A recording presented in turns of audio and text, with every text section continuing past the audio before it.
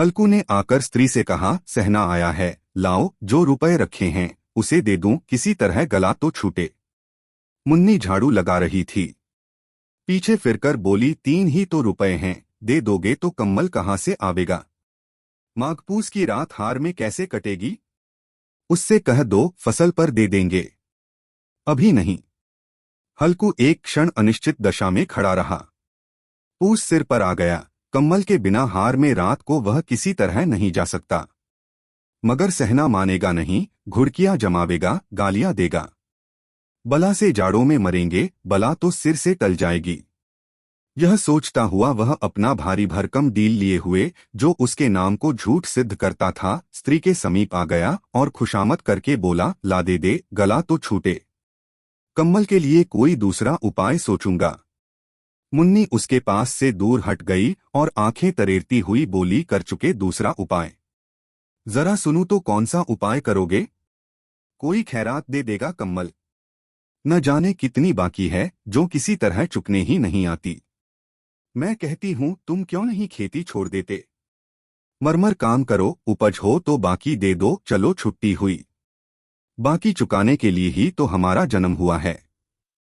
पेट के लिए मजूरी करो, ऐसी खेती से बाज आए।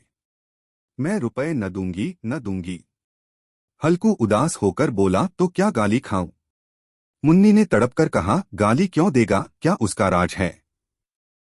मगर यह कहने के साथ ही उसकी तनी हुई भौहें ढीली पड़ गईं। हल्कू के उस वाक्य में जो कठोर सत्य था, वह मानो एक भीषण जंतु की भांति उसे घूर रहा था। उसने जाकर आले पर से रुपए निकाले और लाकर हल्कू के हाथ पर रख दिए। फिर बोली, तुम छोड़ दो अब की से खेती। मजूरी में सुख से एक रोटी तो खाने को मिलेगी, किसी की धौंस तो न रहेगी। अच्छी खेती है, मजूरी करके लाओ, वह भी उसी में झोंक दो, उस पर धौंस। हल्कू ने रुपए लिए और इस तरह बाहर चला मानो अपना हृदय निकालकर देने जा रहा हो। उसने मजूरी से एक एक पैसा काटक पटकर 3 रुपए कम्मल के लिए जमा किए थे। वह आज निकले जा रहे थे। एक एक पग के साथ उसका मस्तक अपनी दीनता के भार से दबा जा रहा था। पूस की अंधेरी रात, आकाश पर तारे भी ठिठुरते हुए मालूम होते थे।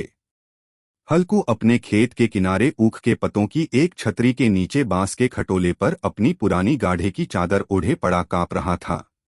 खाट के नीचे उसका संगी कुत्ता जबरा पेट में मुंह डाले सर्दी से कूकू कर रहा था। 2 में से एक को भी नींद न आती थी। हल्कू ने घुटनियों को गर्दन में चिपकाते हुए कहा, क्यों जबरा, जाड़ा लगता है? कहता तो था घर में पुआल पर लेट रह, तो यहाँ क्या लेने आए थे?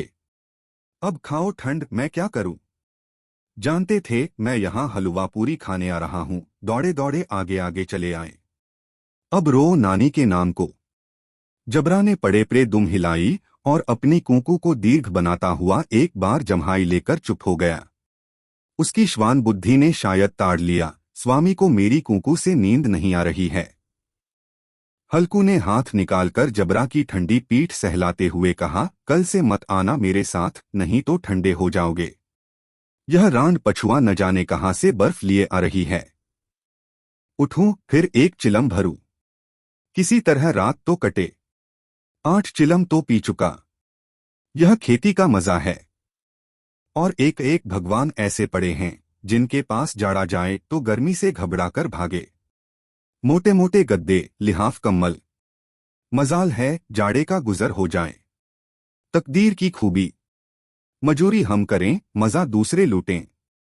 हल्कू उठा, गड्ढे में से जरासी आग निकालकर चिलम भरी। जबरा भी उठ बैठा। हल्कू ने चिलम पीते हुए कहा, पिएगा चिलम, जाड़ा तो क्या जाता है, जरा मन बदल जाता है। जबरा ने उसके मुंह की ओर प्रेम से छलकती हुई आंखों से देखा। हल्कू आज और जाड़ा खा ले, कल से मैं यहां पुआल बिछा दूंगा, उसी में घुसकर बैठना, तब जाड़ा न लगेगा। जबरा ने अपने पंजे उसकी घुटनियों पर रख दिए और उसके मुंह के पास अपना मुंह ले गया। हल्कू को उसकी गर्म सांस लगी। चिलम पीकर हल्कू फिर लेटा और निश्चय करके लेटा कि चाहे कुछ हो अब की सो जाऊंगा, पर एक ही क्षण में उसके हृदय में कंपन होने लगा। कभी इस करवट लेटता, कभी उस करवट पर जाड़ा किसी पिशाच की भांति उसकी छाती को दबाए हुए था। जब किसी तरह न रहा गया तो उसने जबरा को धीरे से उठाया और उसक सिर को थपथपाकर उसे अपनी गोद में सुला लिया। कुत्ते की देह से जाने कैसी दुर्गंध आ रही थी, पर वह उसे अपनी गोद में चिपटाए हुए ऐसे सुख का अनुभव कर रहा था जो इधर महीनों से उसे न मिला था।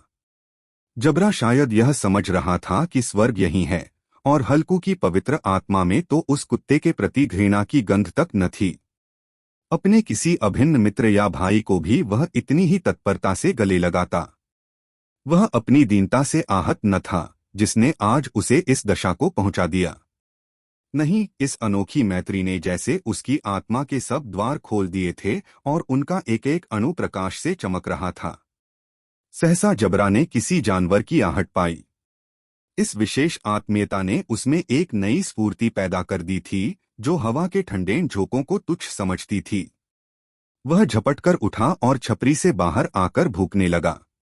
हल्कू ने उसे कई बार चुमकार कर बुलाया, पर वह उसके पास न आया। हार में चारों तरफ दौड़ दौड़ कर भूखता रहा। एक क्षण के लिए आ भी जाता तो तुरंत ही फिर दौड़ता। कर्तव्य उसके हृदय में अरमान की भांति ही उछल रहा था।